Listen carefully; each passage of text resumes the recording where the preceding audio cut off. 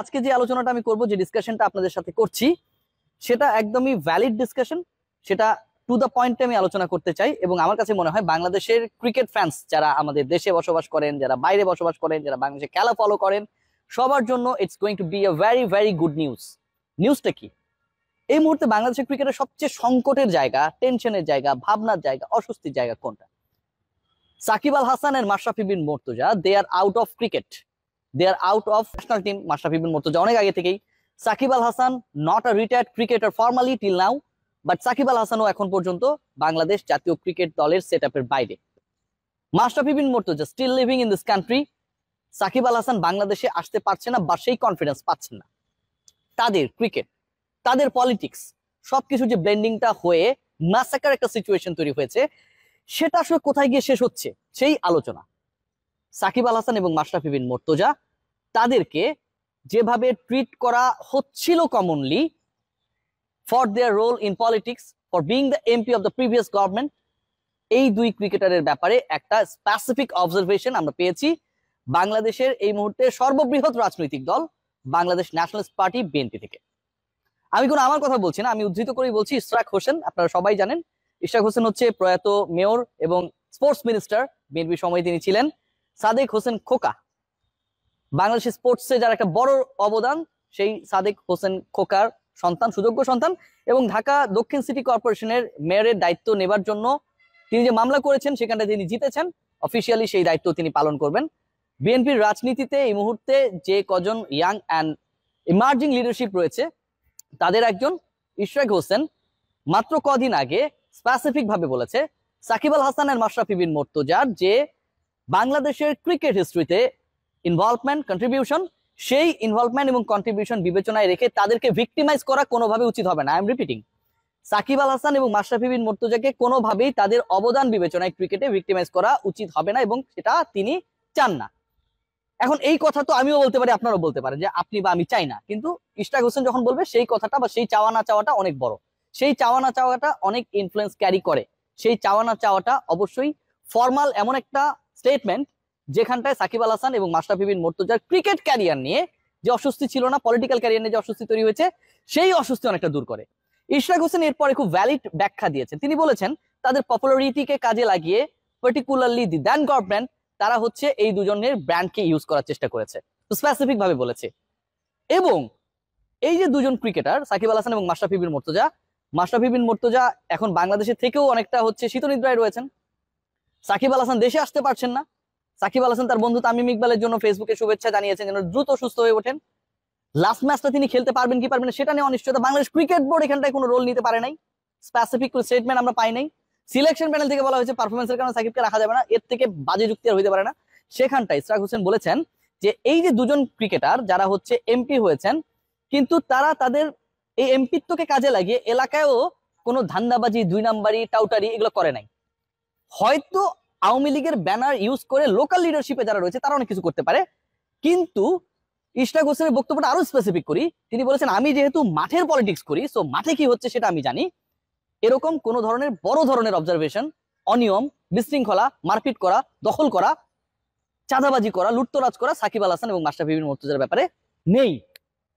কি দাঁড়ালো ভাই? এই দুজন প্রথমত ভিক্টিমাইজ করা উচিত হবে না, তার মানে তাদেরকে ভিকটিম করা হয়েছে, যেহেতু তাদেরকে তাদের ব্র্যান্ডকে ইউজ করে পলিটিক্সে আনা হয়েছিল।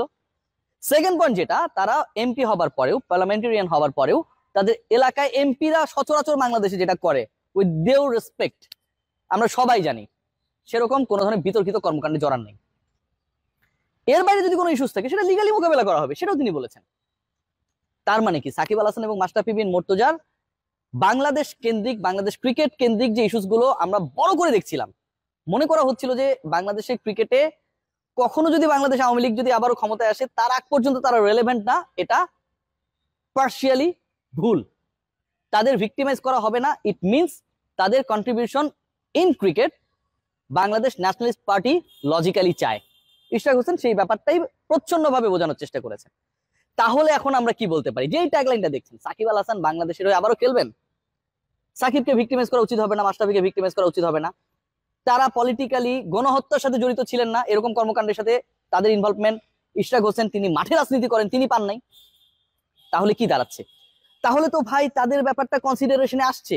তাহলে তো সাকিব আল হাসান বাংলাদেশের হয়ে if is okay to play, if is fit to play, if is a good performer to play, contribute to his country, তাহলে সাকিব আল হাসানকে মাশরাফির ক্যারিয়ার নিয়ে তো আসলে আলোচনার কোনো সুযোগ নেই।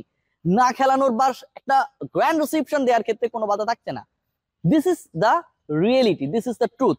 সো আমার কাছে যেটা মনে হয় যে যেই সিচুয়েশনটা অগাস্টের 5-এর পরে ক্রিয়েট হয়েছিল, এবং সাকিব মাশরাফি তো ব্ল্যান্ডারও করেছেন যথেষ্ট, ওই সময়টা যেভাবে মানুষ মরছিল ভাই, ভুলে যান কে কোন দলের, কে কোন আদর্শের, আমি কোন রাজনীতি করি, রাজনৈতিক চেতনা বিলং করি, সেটা মুখ্য না।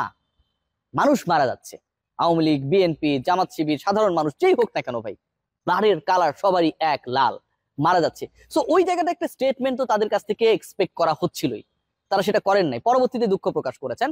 এবং আমার কাছে মনে হয় খুবই দায়িত্বশীল একটা জায়গা থেকে ইশরাক হোসেন তার যে বক্তব্যটা দিয়েছেন, এটাতে সাকিব আল হাসান এবং মাশরাফি বিন মুর্তজার যে বাংলাদেশের ক্রিকেটের রেলেভেন্স নিয়ে প্রশ্ন উঠছিল, সাকিব আল হাসানের আবারও কখনো লাল সবুজের জার্সি গায়ে আমার সোনার বাংলা গেয়ে মাঠে নামার সম্ভাবনা নিয়ে যে প্রশ্ন তৈরি হচ্ছিল, সেই প্রশ্নটা অনেকটা নিভে যায়। Now this is the responsibility of Bangladesh cricket board, যে সাকিব আল হাসানের ব্যাপারে তারা একটা positive, gutsy, dominating, logical decision নেবে কি নেবে না for his grand farewell. Shakib Al Hasan নিশ্চয়ই বছরের পর বছর খেলবেন না, সাকিব আল হাসান খেলার জন্য যে এভেলেবেল সেটাও তিনি প্রমাণ করেছেন ওই বোলিং অ্যাকশন পরীক্ষায় বা মেকানিক্যাল টেস্টে তিনি যখন অবতীর্ণ হয়েছেন। হোয়াট ডাজ ইট মিন যে তিনি এখনো খেলতে চান, 38 বছর বয়সেও খেলতে চান, এবং তিনি সব পাস করেছেন। সো বাংলাদেশ ক্রিকেট বোর্ডের রোলটা এখন জানার, দেখার, বোঝার।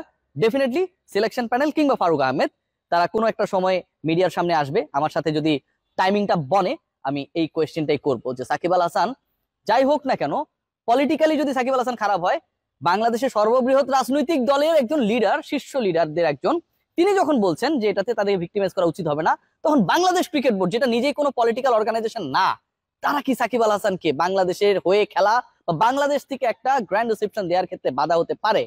নিশ্চয়ই না। সো আর বলার কিছু নেই, আলোচনা দীর্ঘায়িত করতে চাই না। Good luck for all the players যারা আসলে বাংলাদেশকে বিভিন্ন সময় রিপ্রেজেন্ট করেছেন, এবং একই সাথে আমার কাছে মনে হয় it could be awareness for all যে দিন শেষে আপনারা ভাই আমাদের icon for your play, for your playing career, for your games, for your performance. কিন্তু আপনারা যখন পলিটিক্যাল পার্টির মধ্যে চলে যান ক্যারিয়ার শেষ করার আগে, সেটা সবার জন্যই অনেক বেশি বিব্রতকর হয়। সবাই ভালো থাকবেন, টেক গ্রেট কেয়ার।